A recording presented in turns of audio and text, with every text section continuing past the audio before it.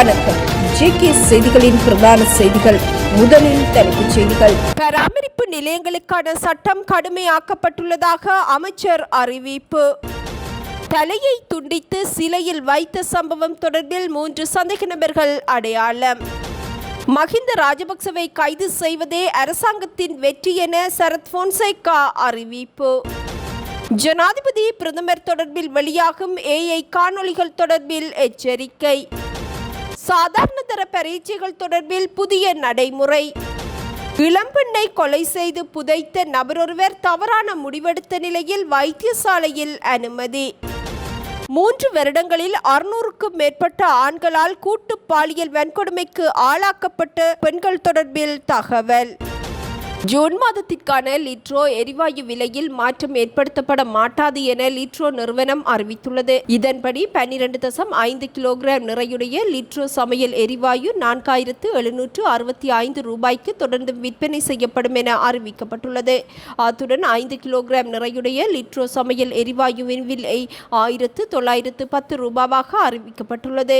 2.3 kilogram நிறையுடைய Litro சமையல் எரிவாயு 890 ரூபாய்க்கு தொடர்ந்து விற்பனை செய்யப்படும் என லிட்ரோ நிறுவனம் அறிவித்துள்ளது. ஹொரணையில் உள்ள அரச வங்கியொன்றில் 30.5 மில்லியன் ரூபாய் பணம் கொள்ளையடிக்கப்பட்ட சம்பவத்துடன் தொடர்புடைய குற்றச்சாட்டில் குறித்த வங்கியின் உதவி முகாமியாளர் மற்றும் பாதுகாப்பு அதிகாரி ஒருவர் கைது செய்யப்பட்டுள்ளனர். கடந்த 3ஆம் தேதி பிற்பகல் 2:55 மணியளவில் வங்கியின் ஊழியர் ஒருவர் வங்கியின் பின்பக்க கதவினால் தமது 2 கைகளிலும் 2 பணப்பைகளை எடுத்துச் சென்ற போது அங்கு வந்த நபர் ஒருவர் அந்த 2 பணப்பைகளையும் பலவந்தமாக பறித்து கொண்டு தப்பிச் சென்றிருந்தார். குறித்த பணம் சம்பந்தப்பட்ட வங்கியின் ATM இயந்திரங்களில் வைப்பு செய்வதற்காக எடுத்துச் செல்லப்பட்ட 30.5 மில்லியன் ரூபாய் பணமாகும். இச்சம்பவத்துடன் தொடர்புடைய விசாரணைகளின் அடிப்படையில் குறித்த வங்கியின் உதவி முகாமியாளர் மற்றும் பாதுகாப்பு அதிகாரி ஒருவர் கைது செய்யப்பட்டுள்ளமை குறிப்பிடத்தக்கது. ஹொரணை அங்குர்வா தோட்ட படகுட பகுதியில் அமைந்துள்ள செனகேசே கெதெல்லம் முதியோர் இல்லத்தில் ஏற்பட்ட தீ விபத்தில் சிக்கி காயங்களுக்குள்ளான மற்றொரு நபர் சிகிச்சை பலனின்றி உயிரிழந்துள்ளார். இதன்படி நேற்று முன்தினம் ஏற்பட்ட இத்தீ விபத்தில் உயிரிழந்தவர்களின் எண்ணிக்கை 13ஆக உயர்வடைந்துள்ளது. விபத்தில் மேலும் 5 பேர் பலத்த காயங்களுடன் வைத்தியசாலையில் அனுமதிக்கப்பட்டுள்ளனர். விபத்து இடம்பெற்ற போது முதியோர் இல்லத்தில் 72 பேர் தங்கியிருந்ததுடன் தீ விபத்து ஏற்பட்ட சந்தர்ப்பத்தில் 10 பேர் கட்டடத்திற்குள்ளேயே கருகி உயிரிழந்திருந்தமை குறிப்பிடத்தக்கது. உரிய தர நிலைகளுக்கு அமைய பராமரிக்கப்படாத முதியோர் இல்லங்கள் மற்றும் பராமரிப்பு நிலையங்களுக்கு எதிராக எதிர்காலத்தில் கடுமையான சட்ட நடவடிக்கை எடுக்கப்படும் என கிராமிய அபிவிருத்தி, சமூக பாதுகாப்பு மற்றும் சமூக வலுவூட்டல் அமைச்சர் உபாலி பனிலக்கே தெரிவித்துள்ளார். முதியோர் பராமரிப்பு நிலையங்களை ஒழுங்குபடுத்துவதற்கு தேவையான விதிமுறைகள் தற்போது தயாரிக்கப்பட்டு நிறைவு செய்யப்பட்டுள்ளதாகவும் அதற்கான அமைச்சரவையின் அங்கீகாரமும் கிடைக்கப்பெற்றுள்ளதாகவும் அவர் குறிப்பிட்டுள்ளார். மாகாண சபைகளுடன் கலந்துரையாடி உடன்பாட்டை எட்டிய பின்னர் இந்த விதிமுறைகள் வர்த்தமானியில் வெளியிடப்படும் எனவும் அமைச்சர் அறிவித்துள்ளார். இதன்படி நாடளாவிய ரீதியில் இயங்கும் அனைத்து முதியோர் பராமரிப்பு நிலையங்களும் புதிய விதிமுறைகளுக்கு உட்பட்டு செயற்பட வேண்டும் என்பதுடன் பதிவு செய்யப்படாத அல்லது சட்டவிரோதமான இடங்களில் முதியோர்களை தங்க வைப்பதை தவிர்க்குமாறும் பாதுகாவலர்களிடம் அவர் கோரிக்கை விடுத்துள்ளார். முதியோர் இல்லங்களில் சில நிறுவனங்கள் மிகச்சிறந்த மட்டத்தில் பராமரிக்கப்பட்டு வருகின்ற போதிலும் சில இடங்களில் போதிய வசதிகள், பாதுகாப்பு மற்றும் தேவையான ஊழியர்கள் இல்லை எனவும் சுட்டிக்காட்டிய அமைச்சர் அத்தகைய தரமற்ற நிறுவனங்களை எதிர்காலத்தில் நடத்துவதற்கு அனுமதிக்கப் போவதில்லை எனவும் அது தொடர்பில் சட்டம் கடுமையாக அமல்படுத்தப்படும் எனவும் வலியுறுத்தியுள்ளார். இதேவேளை நாடளாவிய ரீதியில் சுமார் 455 பதிவு செய்யப்பட்ட முதியோர் இல்லங்கள் இயங்கி வருவதுடன் அரசாங்கத்தினால் நேரடியாக பராமரிக்கப்படும் முதியோர் பராமரிப்பு நிலையங்களின் எண்ணிக்கை 3 என்பதும் குறிப்பிடத்தக்கது. கொழும்பின் பிரதான நீர் விநியோக கட்டமைப்பில் திடீர் கோளாறு ஏற்பட்டுள்ளதாக தேசிய நீர்வளங்கள் வடிகாலமைப்பு சபை அறிவித்துள்ளது.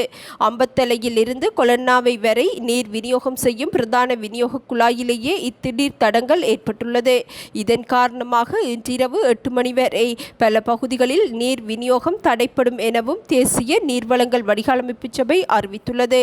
இதன்படி மொரகஸ்முல்ல, ராஜகிரிய, நாவல, ஒபயசேகரபுர மற்றும் கொலன்னாவை நகரசபை அதிகாரத்திற்குட்பட்ட பல பகுதிகளில் நீர் விநியோக தடை அமுல்படுத்தப்படும் எனவும் நீர்வளங்கள் வடிகாலமைப்பு சபை அறிவித்துள்ளது. இன்று காலை 6 மணியுடன் நிறைவடைந்த 24 மணி நேர காலப்பகுதியில் நுவரெலியா மாவட்டத்தில் 118.80 மில்லிமீட்டர் அளவில் மழைவீழ்ச்சி பதிவாகியுள்ளதாக அனர்த்த முகாமைத்துவ நிலையம் அறிவித்துள்ளது. நுவரெலியா மாவட்டத்தின் கொத்மலை பிரதேச செயலாளர் பிரிவுக்குட்பட்ட தெலிசகெல, லுணுகெல ஓயா ஆகிய பகுதிகளில் 118.80 மில்லிமீட்டர் அளவிலான மழைவீழ்ச்சி பதிவாகியுள்ளதாகவும் திணைக்களம் அறிவித்துள்ளது. இதற்கு மேலதிகமாக நுவரெலியாவின் வட்டவளை பகுதியில் 82 மில்லிமீட்டர் அளவிலும், கேகாலையில் 70 மில்லிமீட்டர் அளவிலும், இரத்தினபுரியின் எரத்த பகுதியில் 62 மில்லிமீட்டர் அளவிலும் மழைவீழ்ச்சி பதிவாகியுள்ளது. அத்துடன் மேல் சப்ரகமுவ மற்றும் வடமேல் மாகாணங்களிலும், காலி, மாத்தறை, கண்டி மற்றும் நுவரெலியா மாவட்டங்களிலும் இன்று இடியுடன் கூடிய மழை பெய்யும் எனவும் திணைக்களம் அறிவித்துள்ளது. அம்பலாந்தோட்டை மாமடல மொகுடுயாயா பகுதியில் உள்ள வீடொன்றில் நபரொருவரை சுட்டு வெட்டி கொலை செய்ததுடன் அவரது தலையை துண்டித்து சிலையொன்றில் தொங்கவிட்ட கொடூர சம்பவத்துடன் தொடர்புடைய பிரதான சந்தேக நபர்கள் மூவரையும் கொலை செய்யப்பட்ட நபரின் மனைவியும் அவரது மகளும் அடையாளம் காட்டியுள்ளனர். நேற்றைய தினம் நடைபெற்ற நீதிமன்ற அடையாள அணிவகுப்பின் போதே சந்தேக நபர்கள் அடையாளம் காணப்பட்டுள்ளனர். விளக்கமறியலில் இருந்த 3 சந்தேக நபர்களும் ஹம்மாந்தோட்டை பிரதான நீதவான் நெலும்திரிய முன்னிலையில் நேற்று அடையாள அணிவகுப்பிற்கு உட்படுத்தப்பட்ட போதே சாட்சியாளர்களான மனைவியும் மகளும் சந்தேக நபர்களை அடையாளம் காட்டினர். அடையாள அணிவகுப்பு நிறைவடைந்ததைத் தொடர்ந்து கொலையை செய்த 3 பிரதான சந்தேக நபர்கள் மற்றும் அதற்கு உடந்தையாக இருந்த 4வது சந்தேக நபர் உட்பட கைதான 4 பேரையும் ஜூன் மாதம் 18ஆம் தேதி வரை தொடர்ந்து விளக்கமறியலில் வைக்குமாறு ஹம்மாந்தோட்டை பிரதான நீதவான் நெலும்திரிய உத்தரவிட்டுள்ளார். முன்னாள் ஜனாதிபதி மஹிந்த ராஜபக்ச தூக்கிலிடப்படாவிட்டால் ஜனாதிபதி அனுரகுமார திசாநாயக்க தலைமையிலான அரசாங்கம் நாட்டை கட்டி எழுப்பியுள்ளது என்பதை ஏற்றுக்கொள்ள முடியாது என ஃபீல்ட் மார்ஷல் சரத் பொன்சேகா தெரிவித்துள்ளார். கொழும்பில் இடம்பெற்ற நிகழ்வொன்றில் கலந்து கொண்டு உரையாற்றும் போதே அவர் இவ்வாறு குறிப்பிட்டார். ஜனாதிபதி அனுரகுமார திசாநாயக்க உட்பட இந்த அரசாங்கம் எவ்வளவு பெருமை அடித்துக் கொண்டாலும் மஹிந்த ராஜபக்சவிற்கு தண்டனை வழங்கப்படாவிட்டால் தற்போதைய அரசாங்கம் இந்நாட்டை கட்டி எழுப்பியுள்ளார்கள் என்பதை ஏற்றுக்கொள்ள முடியாது. இந்நாட்டிற்கான கடமையையும் சேவையையும் நிறைவேற்ற வேண்டும். இந்த அரசாங்கம் மக்களுக்கு சேவை செய்யும் தனது கடமையை அதன் நிறைவேற்றும் நாளில் நாங்கள் ஏற்றுக்கொள்வோம். நாங்கள் அதிகாரத்தில் இல்லாவிட்டாலும் உண்மையை பேச அஞ்ச மாட்டோம். 24 மணி நேரத்திற்குள் மஹிந்த ராஜபக்சவை கைது செய்ய முடியும். மஹிந்த ராஜபக்சவிற்கு வழங்கப்பட வேண்டிய தண்டனை அவர் தூக்கிலிடப்படுவதே தவிர வேறு எதுவும் இல்லை என ஃபீல்ட் மார்ஷல் சரத் பொன்சேகா தெரிவித்துள்ளார்.